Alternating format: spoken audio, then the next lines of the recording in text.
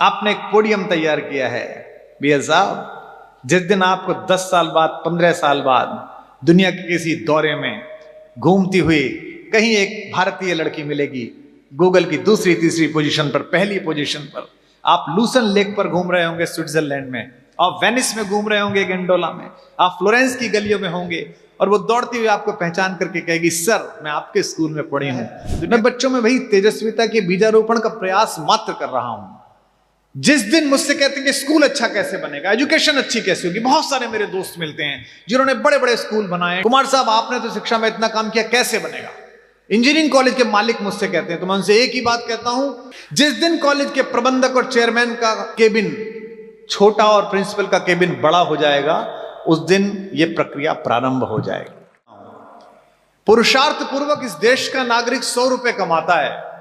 मुझ जैसे एक सामान्य अध्यापक के लड़के ने, जिसने इंजीनियरिंग से मुंह मोड़कर कविता की तरफ प्रयाण किया, मैंने अपनी योजना, अपनी प्रतिभा, अपनी क्षमता, जो भी वाग्देवी का वरदान था, उसका प्रयोग करते हुए अगर 100 रुपए कमाए, तो सरकार ने मुझसे कहा कि प्रभु ये आपने जो 100 रुपए कमा लिए आपके पास ज्यादा हो गए, इनमें से 37 रुपए 37 रुपए दे दीजिए।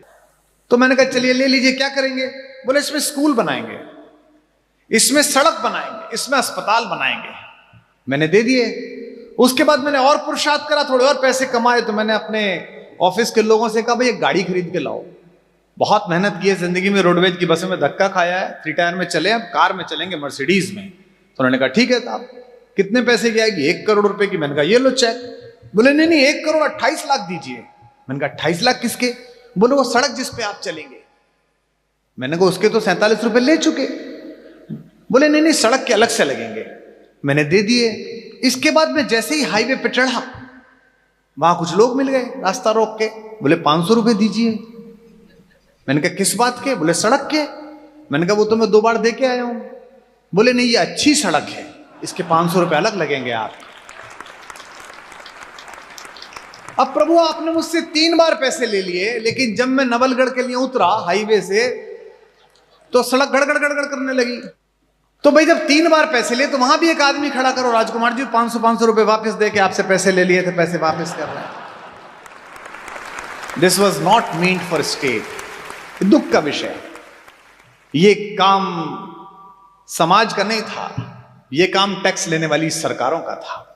लेकिन मैं उन लोगों को दोनों हाथ सलाम करता हूं कि जो हमारे ही द्वारा निर्वाचित शासन के फेल हो जाने पर इन नौनिहालों की आंखों के सपनों के लिए अपने सपने कुर्बान करके इतना सुंदर और विशाल परिसर डेवलप करते हैं। एक छोटी सी बात मुझे अध्यापकों से करनी है, अध्यापिकाओं से करनी है। बहुत पहले प्रोग्राम करने के लिए गया पंजाब में एक विश्वविद्यालय में, तो उन्होंने मुझसे कहा कुमार जी हमारी यूनिवर्सिटी 700 एकड़ में फैली हुई है। तो मैंने कहा अच्छी बात है जी। फिर उनके मैं चैम्बर में गया, तो मंच पे जाने से बोले कुमार साहब 700 एकड़ में फैली हुई, इंजीनियरिंग कॉलेज है उनका। मैंने कहा अच्छी बात है साहब। फिर मैं माइक पर खड़ा होकर कविताएं सुना रहा था, बोल रहा था, फिर वो नीचे से कहने लगे 700 एकड़। तो मैंने कहा जी मैकेनिकल इंजीनियरिंग कितने बड़े खेत में पढ़ाते हो? आगे आगे बच्चा दौड़ रहा है, पीछे पीछे प्रोफेसर दौड़ रहा है, क्या ऐसा कुछ होता है क्या? बिल्डिंग्स माध्यम हो सकती हैं, लेकिन इसमें से बीज का परिरक्षण होगा। वो जो 2 हथेलियां हैं वो इन शिक्षिकाओं की हैं, अध्यापिकाओं की हैं, जो दीप प्रज्वलन कर सकती हैं। चेयरमैन साहब, बीएल साहब अच्छा परिसर दे सकते हैं, एयर कंडीशन लगा सकते हैं, स्विमिंग पूल कर सकते हैं, लेकिन उस बच्चे के अंदर यह तितिक्षा पैदा करना, यह युत्सा पैदा करना, यह अभिप्सा पैदा करना कि मुझे इस स्विमिंग पूल में उतरकर दुनिया की पहले नंबर की तैराक बनना है, वो उसकी स्पोर्ट टीचर कर सकती है। हिंदी की कक्षा में बैठने वाली बच्ची के मन में यह बात पैदा करना कि मुझे महादेवी वर्मा की और मीरा की परंपरा की दुनिया की सबसे बड़ी कवित्री बनना है, यह हिंदी की अध्यापिका कर सकती है। हम सब अपने अध्यापकों के संवारे हुए हैं। अगर मैं इंजीनियरिंग नहीं कर पाया तो उसका कारण मेरे अध्यापक हैं, और अगर मैं हिंदी में कविताएं कर पाया तो उसका कारण भी मेरे अध्यापक हैं। अगर मैं विश्व भर के 25-30 देशों में जाकर अपनी बात कह पाया, चाहे हिंदी में चाहे अंग्रेजी में, तो उसका कारण भी मेरे अध्यापक हैं। क्योंकि एक समय आता है, आप सब जानते हैं जो यहां अभिभावक बैठे हैं, कि अध्यापक, यह समय अजीब आ गया है कि जब छोटे बच्चे के हाथ में मोबाइल है और वो गुरु से ज्यादा गूगल पर भरोसा करता है। लेकिन एक समय हमारे परिवारों में, अब भी मध्यम वर्गीय में, यह है कि अध्यापक की मान्यता घर के लोगों से ज्यादा है। मेरी छोटी बेटी एक स्कूल में पढ़ती थी, छोटी क्लास में पढ़ती थी, तीसरी चौथी क्लास में। उसको जो बच्ची पढ़ाती थी वो बीए बीएड कोई लड़की रही होगी जो डीपीएस में हिंदी पढ़ाती थी। उसने एक वर्तनी अशुद्धि कर दी। और मैं हिंदी का प्रोफेसर 17 साल से हिंदी पढ़ा रहा था महाविद्यालय में, यूनिवर्सिटी एजुकेशन में। मैंने अपनी बेटी से कहा अचानक कि बेटा ये स्पेलिंग ठीक नहीं है, वर्तनी ठीक नहीं है। तो उसने मुझसे कहा आप चुप रहो, आपको पता नहीं मेरी मैडम ने लिखवाई है। आप ज्ञानपीठ पालो, आप नोबेल पुरस्कार पालो। बच्ची के लिए, बच्चे के लिए अंतिम अधिकृत विद्वान उसका शिक्षक होता है। और शिक्षक के अंदर ये आत्मगौरव लाना कि वो इस राष्ट्र का निर्माण कर रहा है, जैसा चेयरमैन साहब कह रहे थे, वो कैसे आएगा? वो आएगा अभिभावकों का उसके प्रति आदर का भाव देखकर। मुझसे अक्सर लोग कहते हैं, बुरा मत मानिएगा बीएल साहब, और मैं आशा करूंगा आप आगे भी बढ़ाएं इन स्कूलों को। आज मेरे कवि के हाथों आपने इस विद्यालय का उद्घाटन कराया है। मैं बच्चों में वही तेजस्विता के बीजारोपण का प्रयास मात्र कर रहा हूं। जिस दिन मुझसे कहते हैं कि स्कूल अच्छा कैसे बनेगा, एजुकेशन अच्छी कैसे होगी, बहुत सारे मेरे दोस्त मिलते हैं जिन्होंने बड़े बड़े स्कूल बनाए। कुमार साहब आपने तो शिक्षा में इतना काम किया, कैसे बनेगा? इंजीनियरिंग कॉलेज के मालिक मुझसे कहते हैं, तो मैं उनसे एक ही बात कहता हूं, जिस दिन कॉलेज के प्रबंधक और चेयरमैन का केबिन छोटा और प्रिंसिपल का केबिन बड़ा हो जाएगा, उस दिन यह प्रक्रिया प्रारंभ हो जाएगी। Ownership of this institution lies with the teacher only. आपने एक पोडियम तैयार किया है बीएल साहब। जिस दिन आपको 10 साल बाद, 15 साल बाद दुनिया के किसी दौरे में घूमती हुई कहीं एक भारतीय लड़की मिलेगी, गूगल की दूसरी तीसरी पोजीशन पर, पहली पोजीशन पर, आप लूसन लेक पर घूम रहे होंगे स्विट्जरलैंड में, आप वेनिस में घूम रहे होंगे गेंडोला में, आप फ्लोरेंस की गलियों में होंगे, और वो दौड़ती हुई आपको पहचान करके कहेगी, सर मैं आपके स्कूल में पढ़ी हूं, दुनिया की सारी पद्मश्रीयां छोटी लगेंगी, दुनिया के सारे भारत रत्न छोटे लगेंगे। ये जो अध्यापक के अंदर आत्मविश्वास पैदा करना है कि तुम कुछ बड़ा काम कर रहे हो। मैं देखता हूं कि एक नायब तहसीलदार की चाल में खनक है, एक दरोगा की चाल में आत्मविश्वास है, लेकिन गवर्नमेंट कॉलेज के प्रोफेसर साहब की चाल में आत्मविश्वास नहीं है। वो इसी प्रॉब्लम में उलझे पड़े कि सरकार कांग्रेस की आएगी तो रूकटा की चलेगी, और भाजपा की आएगी तो रूकटा रा की चलेगी। उनका सारा शोध इसी विषय में है कि ट्रांसफर कैसे बचेगा, जैसलमेर कैसे चला जाऊंगा, डूंगरगढ़ कैसे चला जाऊंगा। उसके आत्मविश्वास की हत्या मिलकर की है इस पूरी व्यवस्था ने।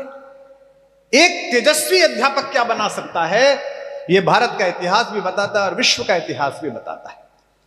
सिकंदर भारत की तरफ चला था तो कोई योद्धा नहीं चला था, महान गुरु अरस्तु की परंपरा चली थी। और जब वो आधी लड़ाई सिल्यूकस के हाथ में छोड़कर गया था, तो लड़ाई सिल्यूकस और चंद्रगुप्त के बीच नहीं थी, दो गुरुओं के बीच में थी। एक यूरोप का गुरु था जिसका नाम अरस्तु था, और एक भारत का गुरु था जिसका नाम कौटिल्य चाणक्य था, और इस लड़ाई में भारत का गुरु जीता था। विद्या देने के लिए आत्मदीप्ति चाहिए, विद्या देने के लिए यह आत्मविश्वास चाहिए जो मेरे पिता के पास है। 87 साल की आयु में आपकी अदालत का एपिसोड हो या आपके किसी कार्यक्रम की क्लिप हो, वो आज भी अधिकारपूर्ण तरीके से मुझे फोन करके बोल देते हैं, मूर्ख हो तुम। क्या मूर्खतापूर्ण उच्चारण कर रहे थे, इसका उच्चारण यह नहीं यह होता है। और वो पाणिनि का एक सूत्र साथ में बताते हैं, और मैं बिल्कुल जिज्ञासु विद्यार्थी की तरह कहता हूं, जी जी जी अगली बार याद रखूंगा। यह आत्मविश्वास जो मेरे पिता में है, यह आत्मविश्वास अगर गुरु में आ जाएगा बच्चे के प्रति, और यही विनम्र भाव बच्चे में आ जाएगा, तो मेरी जिव्या पर माता सरस्वती कृपा करें, मैं ये कह सकूंगा आने वाले 15-20 वर्षों में दुनिया में और पूरे भारत में कुछ बच्चियों से मिलकर कि मुझे गर्व है बिटिया कि तुम्हारे कॉलेज के पहले दिन उसका उद्घाटन करने के लिए मैं गया था तुम्हारे साथ। इसीलिए आज जब रिबन काटा जाने वाला था और बीएल सर ने कहा कि आप इसका रिबन काटिए, तो मेरे साथ जो बच्ची चल रही थी, जो इन्होंने ड्रिल की एक बच्ची लगाई थी, मैंने वो कैंची उसके हाथ में दे दी। मैंने कहा बिटिया तुम काटो, मैं तो जानता भी नहीं कौन बच्ची थी वो। मैंने कहा आप काटो, वो स्कूल की बच्ची है। क्योंकि एक छोटा सा उत्प्रेरण, एक छोटा सा कैटलिज्म बच्चे का जीवन बदल सकता है। और ये याद रखिए कि शिक्षा से नहीं कुछ होगा, विद्या से होगा, संस्कृति और परंपरा के ज्ञान से होगा। यहां सदन में प्रतिनिधित्व करने वाले स्वामी जी बैठे हैं, वे इस बात से भी सहमत होंगे, और मैं अपनी बात का अनुमोदन उनके माध्यम से चाहूंगा। शिक्षा से अगर सब कुछ ठीक होता, क्योंकि मैं तो भुक्तभोगी हूं, मैंने 2 लोगों के साथ काम किया। सामाजिक आंदोलन मैंने एक चौथी फेल आदमी के साथ किया, जो चौथी पास था केवल, महाराष्ट्र का रहने वाला। और राजनीति मैंने एक ऐसे आदमी के साथ की जो भारत की सर्वोच्च एजुकेशन लेकर आया हुआ था, और मैंने दोनों की सोच में अंतर देखा, दोनों की व्यवहार विधा में अंतर देखा। शिक्षा से नहीं होगा, विद्या से होगा। जो चेयरमैन साहब ने कहा कि हमारा अंतिम लक्ष्य यह रहना चाहिए कि हम राष्ट्र की, इस मनुष्यता की सेवा में अपना यत्किंचित योगदान दे रहे हैं, यह कृतार्थ भाव, यह विनम्रता जिस दिन आपके और मेरे अंदर आ जाएगी, उस दिन अपना काम प्रारंभ हो जाएगा और देश महान जहां दिशा में जाना है वहां पहुंचना प्रारंभ हो जाएगा। तो यहां जो मेरी बहनें बैठी हैं, जो कल से इस महाविद्यालय में, इस विद्यालय में अभी से जो शिक्षा का काम दे रही हैं, मैं उनसे यह निवेदन करना चाह रहा हूं, अपने वेतनमान से अपने अस्तित्व की तुलना कभी मत करना। तुम्हारा वेतनमान केवल तुम्हारे जीवन यापन के लिए, तुम्हारा वेतनमान तुम्हारी तेजस्विता की रक्षा करने के लिए, लेकिन जो तुम्हें काम मिला है वो इस सदन में बैठे बड़े बड़े लोगों को नहीं मिला है। तुम्हें काम मिला है कि एक छोटी सी दीप शिखा को तुम ज्वाला बना सकती हो जो पूरे विश्व में प्रकाश फैलाएगी। तुम्हें काम मिला है कि तुम एक बच्ची के माध्यम से 2 घरों में वो उजाला फैला सकती हो जहां तपस्वी पैदा हो, जहां एपीजे अब्दुल कलाम पैदा हो, जहां बड़े बड़े विश्व नागरिक पैदा हो। अक्सर क्योंकि मैंने पढ़ाया भी है और मेरा शिक्षकों का परिवार है, मेरे पिताजी प्रोफेसर रहे, मेरे घर में अभी भी हम 5 भाई बहनों में केवल मैं और एक मेरा इंजीनियर भाई, चलो मैं तो पहले भी शिक्षक था, केवल एक ही व्यक्ति बाहर है, बाकी 9 के 9 लोग शिक्षा में है। कोई वाइस चांसलर है, कोई विश्वविद्यालय में आचार्य अध्यक्ष है, कोई कुछ पढ़ाता है। तो मैंने इस पूरी प्रक्रिया को पास से देखा है, बहुत पास से अनुभव किया है। अध्यापकों से भी, प्रबंधकों से भी अनुरोध है, और खासतौर पर माता पिताओं से अनुरोध है कि वे देखिए, आपके घर में जो पालतू कुत्ता है ना, हमारे दिल्ली में, नोएडा में, गुड़गांव में, उसको दिन भर छोड़कर जाने के लिए कुत्तों के बोर्डिंग बनाए गए, या cat parents, dog parents enlisted है कि मुझको कुत्तों का शौक है तो मुझको कॉल किया जाएगा कि आप मेरा शिट्जू एक दिन के लिए रख सकते हैं क्या। एक कुत्ते को छोड़ने तक के लिए लोग प्रोफाइल चेक करते हैं। एक जीते जागते मनुष्य को, अपने जिगर के टुकड़े को, अपनी आत्मा के अंश को, अपने अवतंश को, अपनी बिटिया को किसी ने आपके हाथ में सौंप दिया है। अगर अपनी बिटिया से ज्यादा इसे प्यार नहीं दिया, दुलार नहीं दिया, तो आपका अध्यापक होना बेकार है। यहां पर अपनी बेटियों को छोड़ते समय मनुष्य को लगे कि मेरे परिवार में भी, मेरे घर में भी जो ना मिल पाएगा वो इस लड़की को यहां मिलेगा। जो सुविधाएं मिली हैं उसके अतिरिक्त उसे लगे कि ये मिलेगा। क्योंकि अगर शिक्षा ने ठीक काम किया होता, केवल शिक्षित होने में, मैं मानता हूं कि शिक्षित होने की आवश्यकता है, मैं मानता हूं कि प्रोफेशनल एजुकेशन की आवश्यकता है, जो आपने महत्वपूर्ण काम यहां किए हैं, कंप्यूटर्स में, जो भी आपने रोबोटिक्स में इतनी सारी चीज की हैं, उन सब की आवश्यकता है, लेकिन जो मूल संस्कार विद्या का है उसकी आवश्यकता है। क्योंकि अक्सर मैं ऐसा प्रयोग सामने के एक बोर्ड पे करता हूं, एक तरफ लिखता हूं शिक्षित, एक तरफ लिखता हूं अशिक्षित, और फिर लिखता हूं आइए बात करते हैं कि विश्व में होने वाली समस्याओं में किसका योगदान है। जैसे एक समस्या है प्रदूषण, सब हम इससे दुखी हैं। प्रदूषण शिक्षित कर रहा है कि अशिक्षित कर रहा है? गांव में प्रदूषण देखा आपने? दिल्ली में है, गुड़गांव में है, लेकिन वहीं से 40-50 किलोमीटर दूर जो मेरा कॉटेज है, जहां केवी कुटीर जहां मैं रहता हूं, वहां नहीं है। गांव वाले को पता है कि क्या जलाना है और क्या नहीं जलाना है। भाई भतीजावाद ये शहर में है कि गांव में है? मैं तो उस गांव से आया हूं जहां गांव की किसी भी जात की लड़की अगर दूसरे गांव में ब्याही भर गई है तो मेरे बाबा उस दूसरे गांव का खाना नहीं खाते थे कि अपने गांव की बेटी ब्याही गई है। ये हमारे गांवों की परंपरा रही है। तो भाई भतीजावाद शहर में ज्यादा है कि गांव में ज्यादा है? भ्रष्टाचार शिक्षा के कारण है या शिक्षा के कारण है? शिक्षित आदमी ने बताया कि भ्रष्टाचार कैसे होगा, अशिक्षित तो नहीं बताया। इसका मतलब क्या है? गांव का आदमी शिक्षित नहीं है लेकिन विद्या संपन्न है। उसे पता है कि ये लोभ है, इससे दूर रहना है। उसे पता है कि ये लालच है, इससे दूर रहना है। उसे पता है ये अनाचार है, इससे बचना है। हम उस परंपरा में पैदा हुए जिस गांव को हम आजकल डिस्कार्ड करते हैं, जहां विदा होने से पहले यहां सीनियर सिटीजन्स बैठे हैं, बड़े लोग बैठे हैं, 70 पार करने वाले लोग बैठे हैं। गांव का बूढ़ा बढ़ता था तो अपने चारों बेटों, तीनों बेटों को बुला के बोलता था फुसफुसाते हुए स्वर में कान में कि फला रिश्तेदार के 300 रुपए बकाया है, उसके इतने रुपए बकाया है, बेटा ये दे देना। यानी कि किसी का 1 रुपया हमारे पास न रह जाए पृथ्वी छोड़ते समय। इस संकल्पना के देश में अगर लोग सरकारों और बैंकों को लूट कर लंदन भाग जाते हैं और सुनते हैं कि वो शिक्षित हैं, वो अच्छे हैं, तो लानत है ऐसी शिक्षा पर। फिर उन्हें किसने सिखाया? इसलिए बीएल साहब, ये सब आप बहुत अच्छा कर रहे हैं। इसके साथ एक छोटा काम और करिएगा। शायद स्कूल एजुकेशन में यहां है या नहीं है, नहीं हो तो आप लागू करा लीजिए। यहां नैतिक शिक्षा की व्यवस्था कराइए। बच्चियों को पता चले कि नैतिकता की परिभाषा क्या है। मैं रूढ़िवादी नहीं हूं, मैं किसी वेशभूषा से नैतिकता का निर्धारण नहीं करता हूं, और ऐसा करना भी नहीं चाहिए। लेकिन हां, इस संस्कृति के इस जो आर्ष तत्व इसमें हैं, जो इसकी संजीवनी शक्तियां इसमें हैं, वो कैसे हम अपनी बेटियों में निरूपित करें और उससे भारत का भविष्य अच्छा हो सके, विश्व मानवता का भविष्य अच्छा हो सके, यह हमें पता चले। क्योंकि उदारता के नाम पर, उदारीकरण के नाम पर, ग्लोबलाइजेशन के नाम पर, सीमाएं बड़ी करने के नाम पर जो जो पहुंचा है हमारे देश में, वो सब वो है जो डिस्कार्डेड है। एक पंक्ति कहता हूं, आपको ठीक लगे तो मुझे सूचित कीजिए, क्योंकि आप अंधकार में हैं। वेस्ट से बहुत लिया जा रहा है। मैं कहता हूं वेस्ट का वेस्ट मत लीजिए, वेस्ट का बेस्ट लीजिएगा। हमारे पास सब वेस्ट का वेस्ट है। वो पैक फूड खा रहे हैं तो हम भी पैक फूड खा रहे हैं।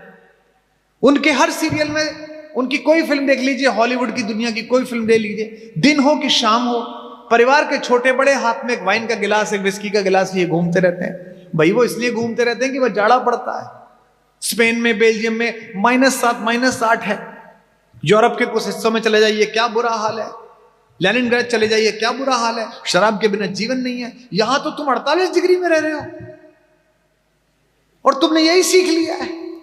पानी नहीं था वहां पर तो वो टिश्यू पेपर लिया है, नहाने में भी, खाने में भी, जाने में भी। यहां तो पानी ही पानी है। उसके बाद एक आइसक्रीम खाती है 2 लड़कियां, 25 टिश्यू पेपर खटखट खटखट खट।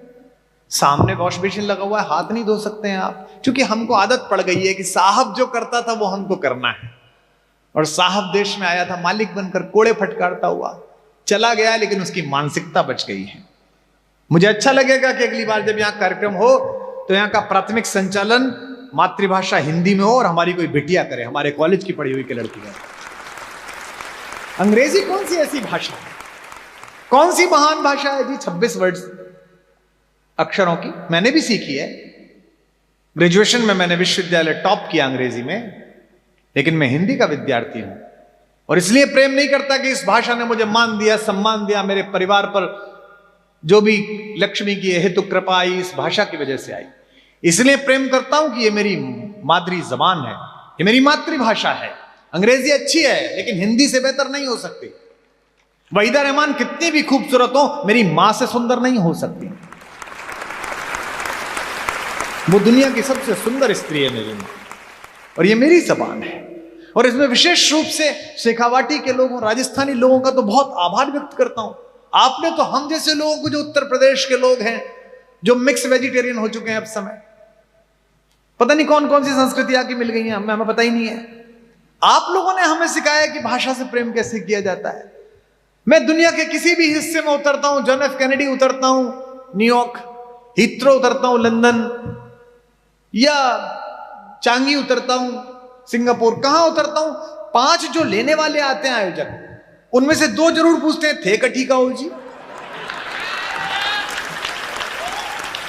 तो मैं समझ जाता हूं, मैं तो कहीं कहूं ये वहीं का है। बच्चा क्या कहता है? 3री क्लास का बच्चा आप ले रहे हैं।